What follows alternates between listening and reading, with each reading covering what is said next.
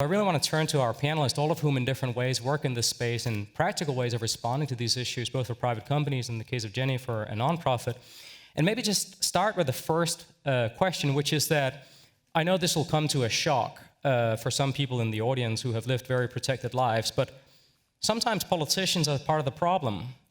And sometimes people recognize that politicians are part of the problem. So I wonder, Jenni, from your point of view and the work that you would do at First Draft, I mean, how far do you feel that companies like Facebook and Google should go in dealing with politicians who sometimes outright lie and sometimes engage in deeply problematic but fundamentally legal forms of speech? Yeah, thanks. It's my favorite question because it's the easiest one to answer. I think this is the easiest job for the platforms. The politician statements, we know who they are, we know how they're, which channels they're using. They present themselves in a relatively transparent way in terms of their messaging. For anybody who wasn't in the UK or following UK politics over the last few weeks, there was an example of a video of Keir Starmer, who was interviewed on a breakfast television show, and the Conservative Party took a clip of that interview and deliberately added a pause so it looked like Keir Starmer was uncertain about an answer when actually he had answered it almost immediately. And the Conservatives had added a pause, called it satire, that's a whole other debate, and then put that out on their social channels and as Facebook adverts and everything else. Now that seems a pretty straightforward decision to me, that has come from a political party that is being used as campaign material and propaganda. So that's relatively easy to say. We know this, we've assessed it, we can take it down. Content moderation on a global scale for users who do not identify themselves as political parties or journalists, that's much harder, and you have every sympathy of how on earth you moderate the internet at scale, and looking at all the different depictions and typology of how we describe misinformation in the first place, and that whole complex argument of therefore what should and should not be escalated, downranked, whatever the terminology is. But when it's a politician or a political party during an election period deliberately misleading the public with a piece of content, I would argue that's a relatively easy decision, and we've got much, much harder ones to crack. And I'm baffled by the narrative around elections, which say, well, we can't interfere with this particular election period because it's come from a political party, where it seems to be the easiest one to interfere on. Can I just press you a bit on that, Jenni, and see whether the easy decision remains easy? So the video ends with the clip of Keir Starmer looking very confused, and this is the part that is seen as misleading by many because that's not actually how he responds to that question. Of course, the Conservative Party released a re-edit of the video where they ended simply with a freeze frame where he looked confused but didn't actually move a piece of the video from one end of the segment, from one part of the segment to another part of the segment. Should that have been taken down as well? I'm sorry, there's an echo and I missed your point. So there's a second video, did you say? Or there's a second video where the interview is edited to end with a freeze frame rather than the misleading clip. Mm-hmm.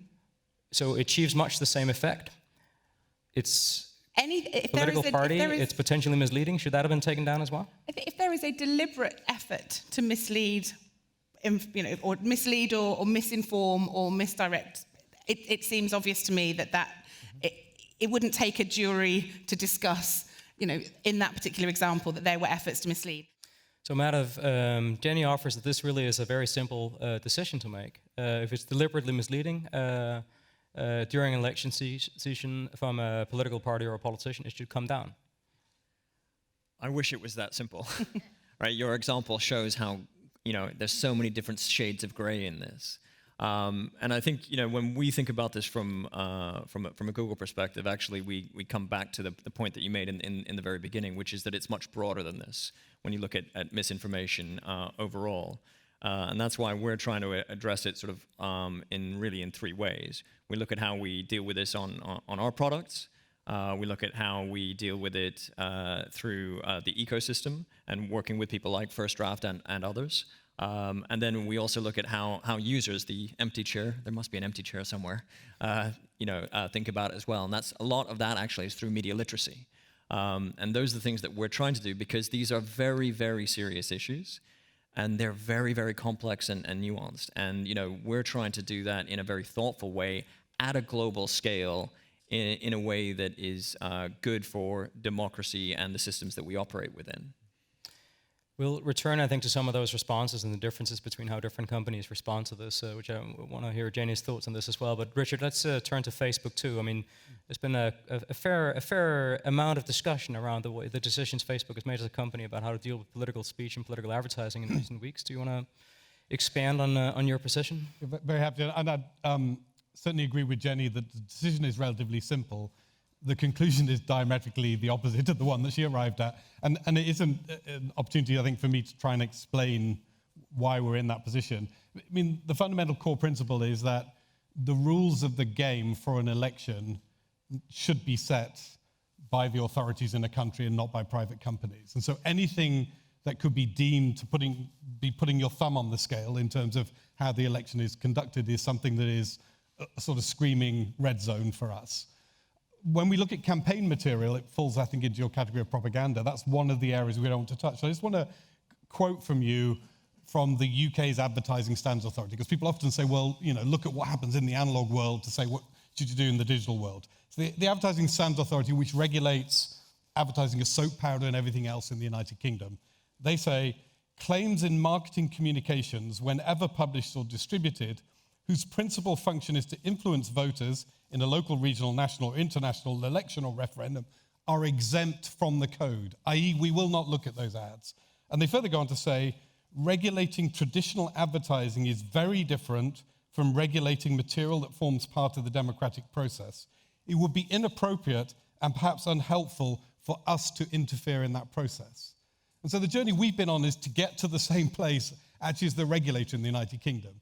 Now, if the government of the United Kingdom wants to change those rules, to give Keir Starmer or whoever else an actionable reaction, they can sue under defamation law. Actually, in some countries, Brazil, if people know, they have 24/7 election courts, and if somebody says something you think is untrue about you, you go to and run off to the election court. There are some countries like France that ban all political advertising. So governments can change the rules of the game if they wish to. I think the thing that we're really reluctant to do is for us unilaterally to change the rules of the game absent some other wider direction. And just to go back to the point of why we think speech from politicians is different, again, that's recognized in people like the Advertising Standards Authority, but I think it is qualitatively different if I go out and say, the Pope endorses Richard Allen, which everybody they can say you're delusional, they can go to the Pope can sue me for defamation because he didn't, we can have a good debate about it, from if I create a fake newspaper called the Westminster Gazette that runs a false story saying the Pope endorses Richard Allen. So that second one, the false news, Facebook absolutely would deal with. But when a delusional politician stands up and says something wrong, we don't think we should be interfering there. We think the democratic process should kick in and deal with what the politician said. So I hope that at least, and I'm not sure, I hope not everyone will agree with me, I'm sure, but that's the way in which we've arrived at those conclusions. They're not absurd, they're very much in line with conclusions other people have arrived at. And then just to conclude, we would absolutely love for governments, certainly in functioning democracies, it's a different issue if the government is not trusted, but in a trusted government in a functioning democracy, for them to tighten up the laws. If they want to create a complaints adjudication body where you can run off and complain about a false ad, absolutely brilliant. We would love that to happen. We've been lobbying for it to happen in different countries, including the UK.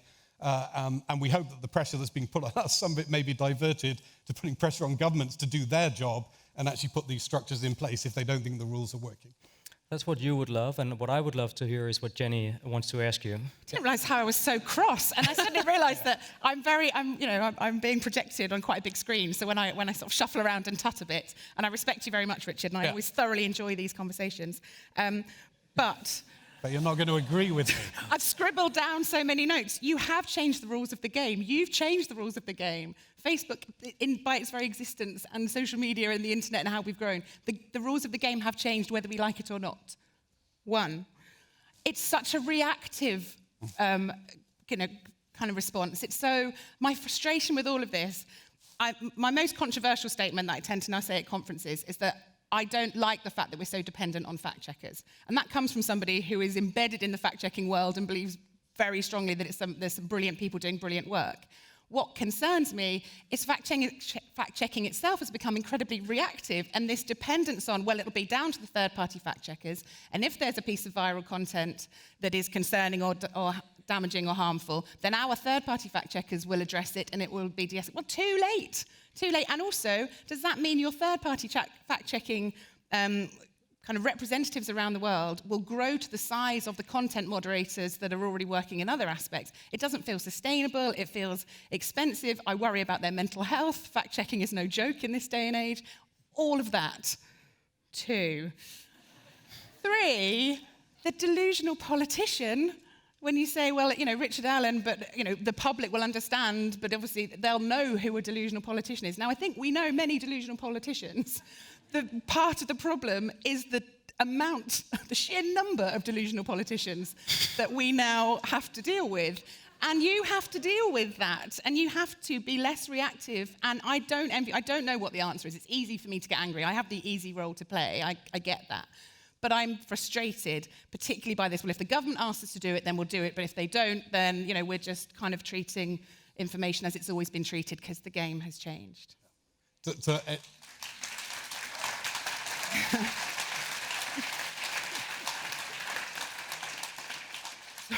I'm looking forward to my round of applause. You got laughter. Yeah, I get laughter. I get that a lot. The rules of the game have changed, absolutely. But again, I just want to reiterate this crucial point that we're talking here about the democratic process. We're talking about something, whatever decision we make will have an impact. So it's, again, and it's tempting to run ahead of it. And certainly another company in this space has run ahead and decided to ban all political ads. And you can see why that's tempting. That's another way to deal with it. So you don't have to look at the truthfulness of an individual ad. You just ban the lot. But again, that does have implications. That shuts a whole load of people out of politics. It may also lead to diversionary activity. So every step we take is extraordinarily carefully thought through. I think perhaps we have a shared sense of the urgency of dealing with it. You seem to be feeling that we should be moving faster. We're saying government should move faster. But I don't think there's a gap in terms of saying something must be done. But I hope you understand our reluctance. Do you not move fast and break things? No, exactly. Democracy, no. I think we should drill in just a little bit on this, and I'm really keen to hear also a view from Madhav, so we don't have another one of these conversations where it's only Facebook being grilled. I was quite enjoying that. Oh. Sorry, Richard. So Sorry. I think there is a sort of 2 distinctions I'd love to hear both first you, Madhav, and then Richard's views on. The first one is, can you say more about how you think about the difference between the direct speech of political actors versus the paid speech, their advertisings? And then I'll turn to the second question next. But first, Madhav, the difference here for example, YouTube, the difference between a politician uploading a speech at a campaign rally versus a politician paying for an ad that runs on YouTube.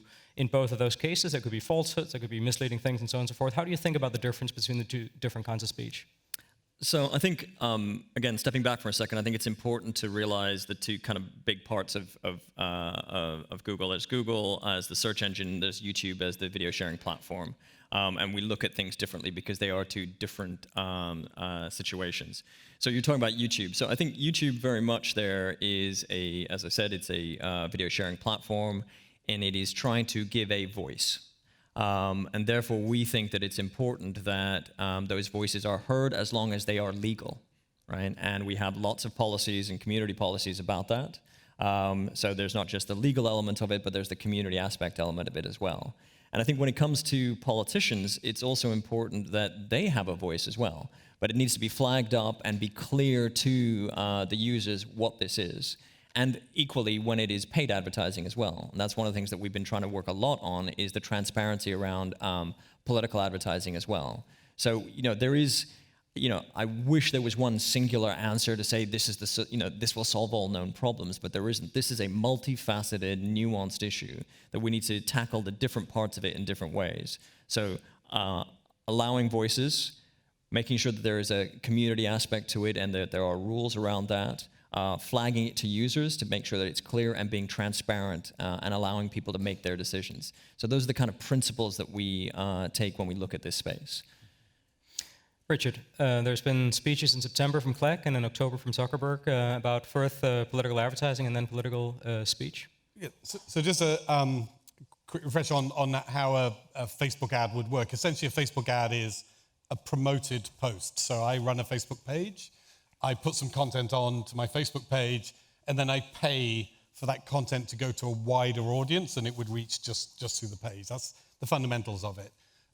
What we've actually done, and I think something Jenni would approve of over the last couple of years, is we've said, look, if somebody puts a post up on their page and it's fact-checked, we will do two things. One is we will reduce the organic distribution. It won't get promoted as much in the algorithm. And secondly, it will be ineligible for promotion. So you can't promote something that's been fact-checked as false. What we have said, and this is long-standing policy, but we've been more explicit about it recently, is look, if the person who's created that post, if the page it's on is a politician's page, we won't apply that treatment. We won't reduce its distribution, and we won't prevent the politician from promoting that post. And that's back to our previous conversation. The logic of that is to say, look, we don't want to interfere in that politician's campaign. And just to understand where we might get to, we are in the middle of a UK election. Now, the left in the UK will tell us throughout this campaign that the Conservative Party will privatise the National Health Service. False. And the Conservative Party will prove why it's false. And the Conservative Party will say that the left will have uncontrolled immigration. False. And they'll prove why it's false. But there'll be grains of truth you can use to justify that.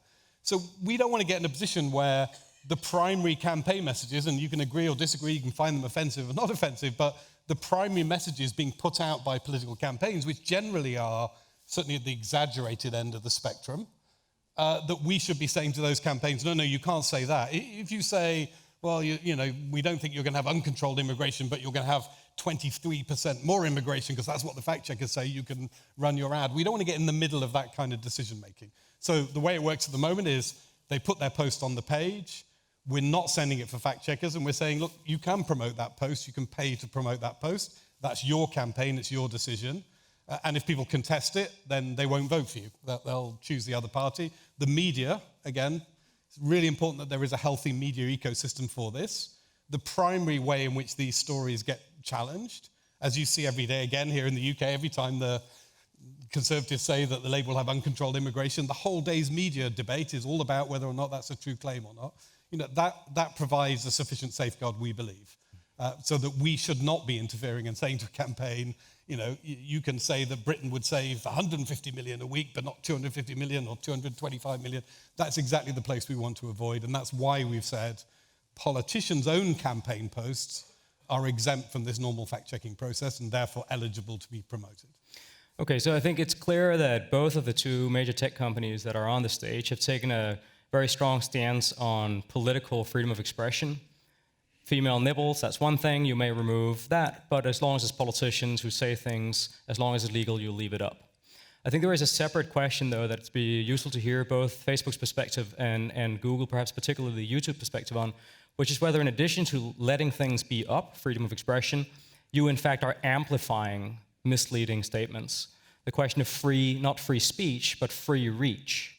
Are you in fact incentivizing and rewarding politicians and other actors for making misleading, outrageous, polarizing, and the like statements? And this is, I think, an issue that the YouTube part of Google and Alphabet is struggling with, and I think also Facebook. So these are different companies, different products. WhatsApp is different from Facebook, Instagram is different, so on and so forth. But how do you think about that issue of amplification? Are you in fact rewarding the kind of behavior that many of us here in the room are very concerned about? It's two aspects there. So one is, this is precisely one of the concerns we have around a ban on advertising. So at the moment, again, if a political campaign advertises and it's rubbish, it's going to live in our ad archive for 7 years. You can see it, you can see what they spent, you can see how that ad ran and some other details around it. One of the other areas we have seen with politicians is that they will do surreptitious promotion, which is against our rules. So they'll create a group and they'll organize 1,000 people all to like a post or all to push a post in order to try and get additional prominence. That's, if it's done through fake accounts, that's against our rules, and we have a large security team whose job is precisely to stop that kind of activity. And again, to be very clear, one of our concerns about banning the legitimate form of paid promotion is not that the promotion will go away, it'll just go into this underground system. So we're trying to deal with that. Then the second question is just, how does our algorithm work? And we have recognized that because the algorithm essentially tries to be content neutral, so it tries not to look at what the content is, but simply to see whether or not you as an individual user are likely to want to see it because of whether or not you engage with similar content, whether or not it's got a lot of engagement. And it is true that those kind of algorithms, and Twitter have recognized this as well, the risk is that they reward content that's on the edge. So yes, we ban nudity, but what we don't want is deep cleavage shots or whatever, stuff that is close to the stuff that we would ban, or we ban violent content, so content that's just short of that really graphic violence. We don't want that getting inadvertently given extra distribution because it's on the edge and it's getting a lot of engagement. So there's a lot of work going on right now. It's not a solved problem. There's a lot of work going on precisely to say, look, we should be rewarding content fairly and not ending up with sort of hockey curve arrangement where as content gets closer to the point where it's banned and it becomes very engaging, it somehow gets rewarded in the algorithm before being banned and dropping off altogether. Madhav, I think some people have suggested this problem exists on YouTube as well, that the recommendation engine is leading people to ever more extreme videos, for example, around political issues, I think particularly around issues on the far right. How do you think about this at Google as a company? Yeah, so I think when it comes to YouTube, they're very, very conscious of this. And I think, they, like I said, they take it seriously. And what they did is they realized that this type of content, this genre of content is different, right? If you're watching a sports clip or you're seeing a recipe, you may want to see more of that. If it's Liverpool beating Man City 3-1, I want to see that over and over and over again, right? That is very different from news, and therefore it's treated differently from news. So that's why we take a different approach around recommendation. But I just wanted to pick up on the point that Richard was making there, and I think most people in this audience know this, but there are a lot of quote-unquote bad actors out there who know where the line is, right? And they are very, very smart about going towards that line, but not getting there. And we're really conscious of that. And I think that YouTube in particular recently, and Susan Wojcicki did a blog post about this, about the kind of ways that they are trying to deal with this overall. They are, obviously trying to remove that content before it even goes up, and they're using machine learning and as well as moderators, and they're keeping a lot of content that won't get seen. The other element is they're also trying to raise quality content as well when you look at news overall, and that's why we work with news organizations around the world, particularly in breaking news situations. Because one of the issues that we saw in breaking news was what the techies call the data void. When something happens, when there is this shooting, for example, there isn't actual content there, and then that's where the bad actors flood the zone. So when people are searching for that, that's the only content that's out there, right? And what we're doing around that is taking a very different look in breaking news situations. We're trying to raise authoritative sources. We have a breaking news shelf, and approaching that in different ways. And that's why I think from a YouTube perspective, this type of content is different, and we treat it differently because of the complexities of it.